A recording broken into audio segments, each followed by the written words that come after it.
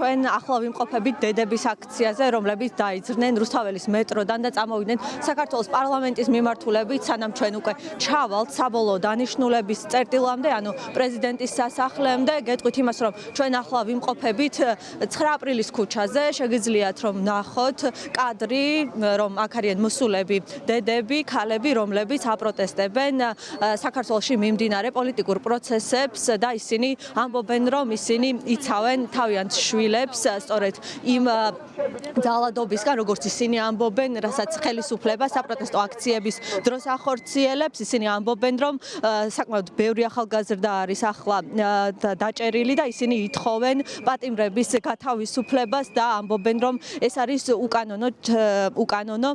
თქვენ ხედავთ აქ საქართველოს დროშებს, ევროკავშირის დროშებს, ასევე სხვადასხვა ბანერებს, რითიც აქ გამოსული ქალები და დედები თავიანთ სათქმელს ამბობენ. ასევე მე ჩვენს ოპერატორს ვთხოვ, რომ განახოთ სამართალდამცველები, რომლებიც არიან აი აქეთ უკვე პოლიციის კორდონს ხედავთ, თქვენ რომელთა მოპირდაპირეთაც სწორედ განლაგებულები არიან ქართველი ქალები და დედები, რომლებიც იყვნენ ასევე ჭიჭინაძის ქუჩაზეც, იქაც პოლიციის კორდონი იყო და ისინი მოდიან პოლიციელებთან და ესაუბრებიან და ცდილობენ, რომ თავიანთი სათქმელი მათ უთხრან და გამოხატონ და აქვთ სხვადასხვა სასტვენები, არის შეძახილები, აქვთ წამოღებული ხმის გამაძლიერებლები და ასეთი სახით ისინი გამოხატავენ თავიანთ აზრს და გეტყვით იმას, რომ ეს არის უკვე მეორე ქუჩა, სადაც გადმოვინაცვლეთ, ჯერ იყო საქართველოს პარლამენტის მიმდებარე ტერიტორია, შემდგომ კი ეს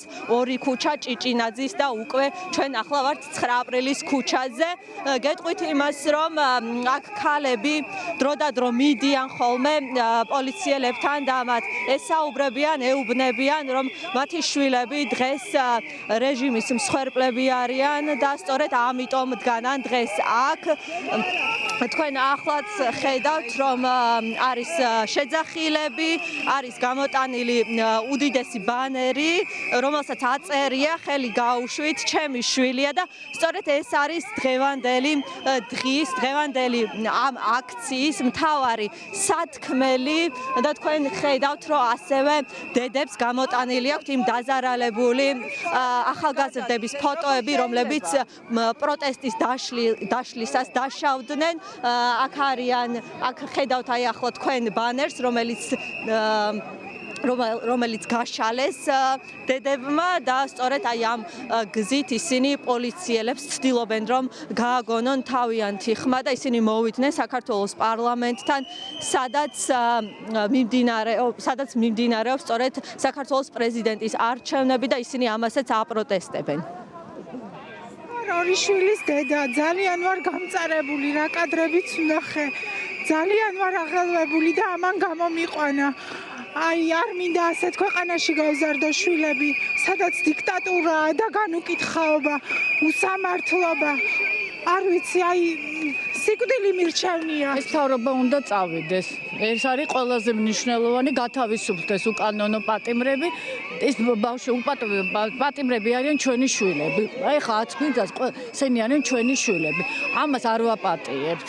ეს არის საშინელება, რაც ახლა ხდება, საშინელება.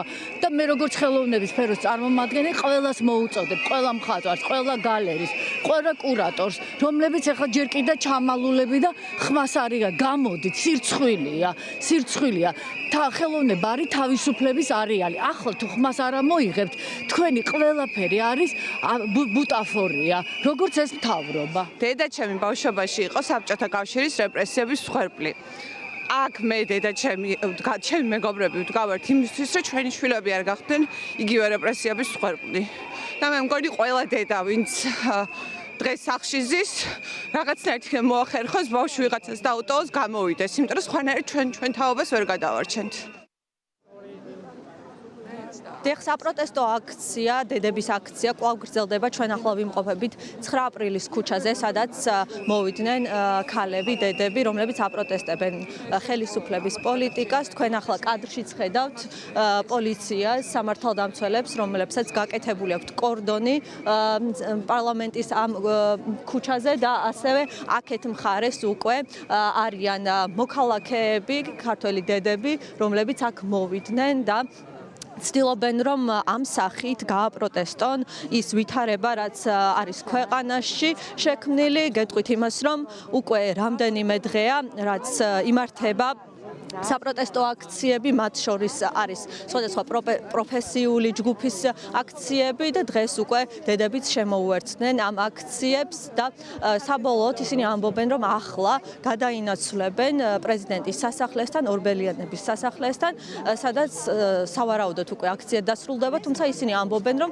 7 საათზე, როდესაც არის ხოლმე დრო და დრო დაგეგმილი ეს საპროტესტო აქციები, ისინი შემოუერთდებიან ამ აქციას და განაგრძობენ პროტესტს უკვე სხვა მოქალაქეებთან ერთად.